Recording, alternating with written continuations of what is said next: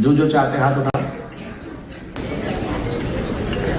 अच्छा, डॉक्टर के पास जाओ कि तुम बीमार हो, वो तुम्हें मेडिसिन दे तो तुम उसे ग्रहण करते हो कि नहीं? और अगर तुम कह रहे हो मेरे सामने शांति चाहिए, आपने हाथ उठाया, अगर मैं मेडिसिन दूं मतलब उपाय बताऊं तो वो ग्रहण करनी चाहिए कि नहीं? 90% नहीं करेंगे, नहीं जरूर करें।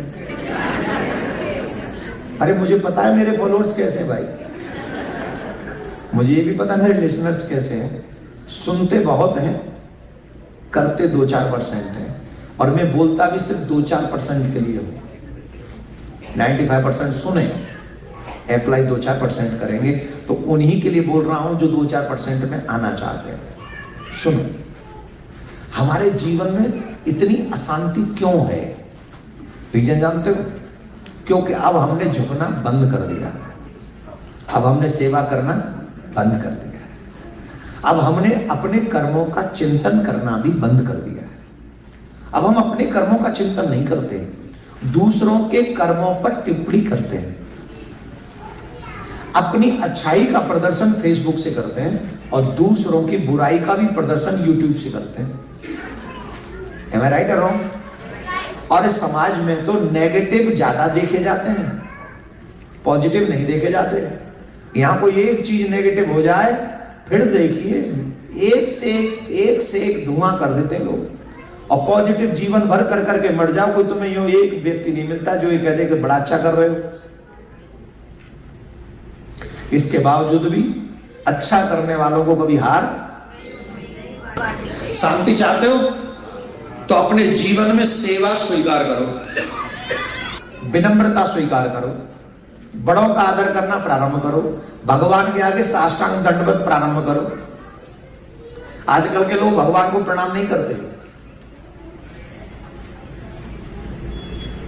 हम तो घर के बड़ों को भी एक हाथ से पैर छू लेते। कौन कौन एक हाथ से छू लेता है पैर? पुरुष लोग ही छूते हो, बताओ। जो छूते हैं आपको बताते हैं कितना अच्छा काम आप करते हो, सब बताते हैं। हंसी नहीं, सच्ची बता रहे हैं। जो एक हाथ से पैर छूते अपने बड़ों के, वो हाथ उठाइए।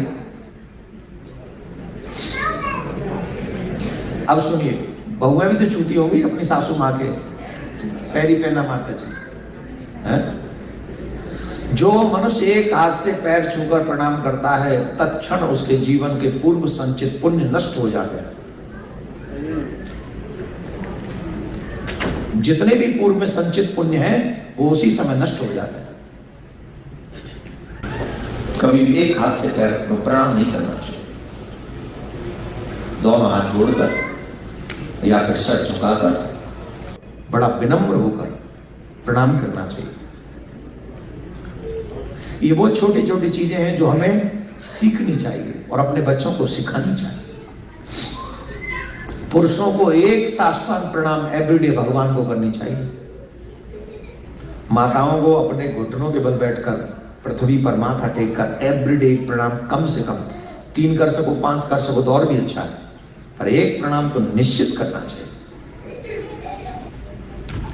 नारद जी कहते हैं, मैं पूर्व जन्म में एक दासी का पुत्र था। मैं दासी का पुत्र था तो मेरी माँ जिनके यहाँ सेवा किया करती थी, वो जो थे वो बहुत भगवत भक्त थे, संतों के उससे भी ज्यादा भक्त थे। जब भी कोई संत आता था तो वो अपना सर्वस्व न्यौछावर करते थे। एक बार संतों की एक टोली आई, और संतों की टोली आई तो संतों की टोली ने 4 महीने रुके वहां। कितने दिन? तो संतों की टोली तो 10-15 लोगों की तो होगी कि नहीं?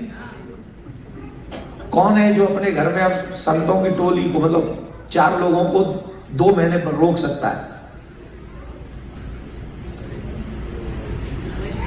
एक दिन भारी पड़ता है, 2 दिन तो बहुत हो गए, 2 महीने तो बहुत हो गए। अब वो कह रहे मैं दासी पुत्र था, छोटा ही था, 5-6 साल का ही था, मुझे भी संतों की सेवा में लगा दिया। और जब संतों की सेवा में मुझे लगा दिया तो मैं भी सेवा में ही था। तो हुआ क्या जानते हो? शाम को जब संत भजन करके भोजन करके रात को सोने जाते तो मैं उनके चरण दबाता था। प्लीज ध्यान से सुनना।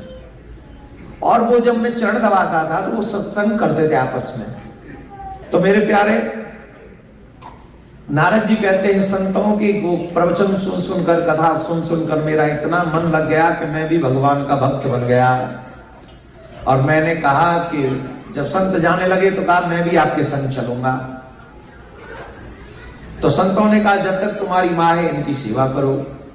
तो उस कारण से हमको वहां रुकना पड़ा, पर उन्हीं संतों के कारण, उन्हीं की कृपा से हम संतों के प्रसाद से दासी पुत्र से देवर्षि नारद बन गए। क्या बन गए?